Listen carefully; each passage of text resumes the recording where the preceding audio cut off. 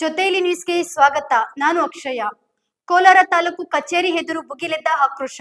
ಅಂಬೇಡ್ಕರ್ ಸೇವಾ ಸಮಿತಿಯವರಿಂದ ಭೂಗಳ್ಳರು ವಿರುದ್ಧ ತೀವ್ರ ಪ್ರತಿಭಟನೆ. ಸರ್ಕಾರಿ ಜಮೀನುಗಳನ್ನು ಕಬಳಿಸಿರುವ ಆರೋಪದ ಹಿನ್ನೆಲೆ ತಪ್ಪಿತಸ್ಥರನ್ನು ಕೂಡಲೇ ಬಂಧಿಸಿ ಜೈಲಿಗೆ ಕಳಿಸಬೇಕೆಂದು ಆಗ್ರಹ ಕೇಳಿಬರುತ್ತಿದೆ. ಭೂಗಳ್ಳರಿಗೆ ರಾಜಕೀಯ ರಕ್ಷಣೆ ಯಾಕೆ? ಸಾಮಾನ್ಯ ಜನರ ಹಕ್ಕುಗಳನ್ನು ಕಾಪಾಡುವುದು ಯಾರು ಎಂಬ ಪ್ರಶ್ನೆಗಳೊಂದಿಗೆ ಪ್ರತಿಭಟನಾಕಾರರು ಸರ್ಕಾರದ ವಿರುದ್ಧ ಘೋಷಣೆ ಕೂಗುತ್ತಿದ್ದಾರೆ. ತಾಲೂಕು ಕಚೇರಿ ಎದುರು ಜಮಾಯಿಸಿದ ಪ್ರತಿಭಟನಾಕಾರರು ನ್ಯಾಯ ಸಿಗುವವರೆಗೆ ಹೋರಾಟ ನಿಲ್ಲುವುದಿಲ್ಲ ಎಂದು ಎಚ್ಚರಿಕೆ ನೀಡಿದ್ದಾರೆ. ಇದೀಗ ಕೋಲಾರದಲ್ಲಿ ಉರಿಯುತ್ತಿರುವ ಈ ಹೋರಾಟ ರಾಜಕೀಯ ಮತ್ತು ಆಡಳಿತ ವ್ಯವಸ್ಥೆಗೆ ಎಚ್ಚರಿಕೆಯ ಗಂಟೆಯಾಗುತ್ತದೆ ಎಂಬುದು ಕಾದು ನೋಡಬೇಕಾಗಿದೆ.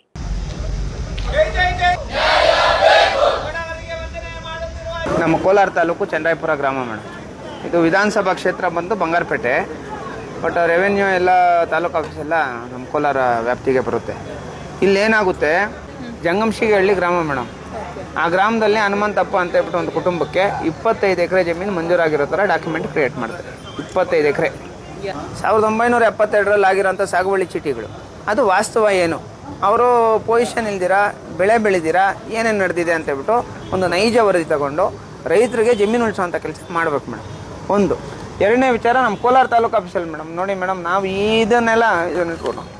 ಇದನ್ನೆಲ್ಲ ನಾವು ಆನೆಕಲ್ಲು ಮತ್ತು ದೇವನಹಳ್ಳಿ ಈ ಕಡೆ ಎಲ್ಲ ನೋಡಿದ್ದೇವೆ ಮೇಡಮ್. ಇಲ್ಲಿ ಏನಾಗಿದೆ, ಒಂದೊಂದು ಗ್ರಾಮದಲ್ಲಿ ನೋಡಿ, ಈಗ ಅಶ್ವತ್ಥಪ್ಪ ನೋಡಿ, ಇಶ್ಯೂ ರಿಜಿಸ್ಟರ್ ಎಲ್ಲ ಫೇಕ್ ಮಾಡ್ತಾರೆ. ರೆಕಾರ್ಡ್ ರೂಮಲ್ಲಿ ಇದೆಲ್ಲ ಕ್ರಿಯೇಟ್ ಮಾಡೋದು 2011ರಿಂದ ಈ ಕಡೆ. ರೆಕಾರ್ಡ್ ರೂಮ್ಗೆ ಹೋಗೋವಂಥದ್ದು, ರೆಕಾರ್ಡ್ ರೂಮಲ್ಲಿ ಹೆಸರುಗಳು ಬರ್ಕೊಳ್ಳೋಂಥದ್ದು, ನಕಲಿ ಪಾಣಿ ಬರ್ಕೊಳ್ಳೋಂಥದ್ದು, ನಕಲಿ ಸಾಗುವಳಿ ಬರ್ಕೊಳ್ಳೋಂಥದ್ದು, ಈ ಥರ ಎಲ್ಲ ಮಾಡಿರೋಂಥದ್ದು. ಈಗ ಮೊನ್ನೆ ನಾನು ನೋಡಿ ಮೇಡಮ್, ಈಗ ಪೂಜಾರಿ ಚಿಕ್ಕಬಿಟ್ಟಪ್ಪ ಅನ್ನೋ ಒಬ್ಬ ವ್ಯಕ್ತಿ, ನಾನೇ ಬೆಳಮಾರ್ನಹಳ್ಳಿ ಗ್ರಾಮ, ಸರ್ವೆ ನಂಬರ್ 144ರಲ್ಲಿ ಪೂಜಾರಿ ಚಿಕ್ಕಬಿಟ್ಟಪ್ಪಗೆ 3 ಎಕರೆ 30 ಗುಂಟೆ ಇಲ್ಲಾಗುತ್ತೆ.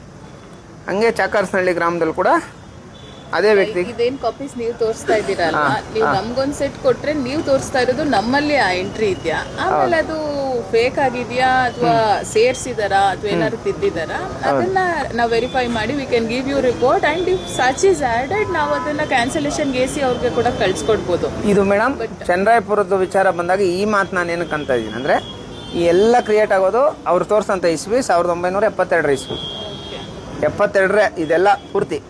ಈಗೇನು ಬೆಳಮಾರ್ನಹಳ್ಳಿ ಪೂಜಾರಿ ಚಿಕ್ಕಬಿಟ್ಟಪ್ಪನೋ 3 ಎಕರೆ 30 ಗುಂಟೆ, ಮತ್ತು ಚಾಕರ್ಸ್ನಹಳ್ಳಿ ಆಗುತ್ತೆ. ಚಾಕರ್ಸ್ನಹಳ್ಳಿಯಲ್ಲಿ ಅದೇ ವ್ಯಕ್ತಿಗೆ 3 ಎಕರೆ ಜಮೀನು ಮಂಜೂರಾಗುತ್ತೆ.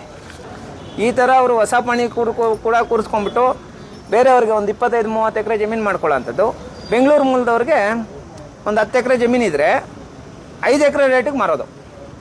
ಈ ಥರ ಒಂದು ದಂಧೆ ಈಗ ಇತ್ತೀಚೆಗೆ ಮೇಡಮ್ ಈಗ ಕಾಂಪೌಂಡ್ಗಳಾಗ್ತಾ ಇರೋದು. ಇಷ್ಟು ದಿನ ಏನಿಲ್ಲ, ಇಷ್ಟು ದಿನ ಪೊಸಿಷನ್ ಬರೋದು, ಇಷ್ಟು ದಿನ ಯಾರಾದರೂ ಡಿಸ್ಟರ್ಬ್ ಮಾಡಿದ್ರೆ ನಿಮಗೆ ಪೊಸಿಷನ್ ಯಾರಿಲ್ಲ, ಈಗ ಡಿಸ್ಟರ್ಬ್ ಆಗ್ತಾ ಇದೆ.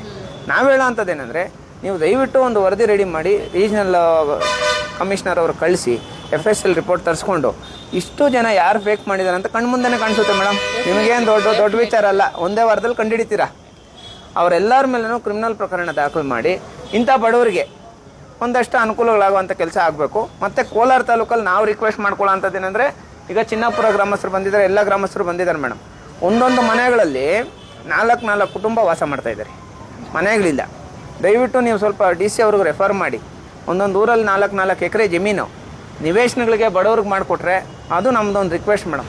ಕೋಲಾರ ತಾಲೂಕಲ್ಲಿ ಅತಿ ಹೆಚ್ಚು ನಕಲಿ ದಾಖಲೆಗಳು ಸೃಷ್ಟಿ ಮಾಡಿ, ದಾಖಲೆಗಳ ಸಮೇತ ನಾನು ಅದನ್ನ ಜನಗಳಿಗೆ ತೋರಿಸೋಂಥ ಕೆಲಸ ಮಾಡಿದೆ.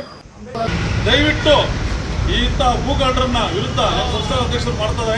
ಇನ್ನು ಮುಂದೆ ರಾಜ್ಯಾದ್ಯಂತ, ಜಿಲ್ಲಾದ್ಯಂತ ಮತ್ತೆ ಎಲ್ಲ ಕಡೆನೂ ಹೋರಾಟಗಳು ಮಾಡ್ತೀವಿ ಅಂತೇಳಿ ಇವತ್ತಿನ ದಿನದಲ್ಲಿ ಸುಮಾರು ಜನ ಸೇರಿ ಇಲ್ಲಿ ನಾವೇನು ಹೋರಾಟ ಹಮ್ಮಿಕೊಂಡಿದ್ದೀವಿ.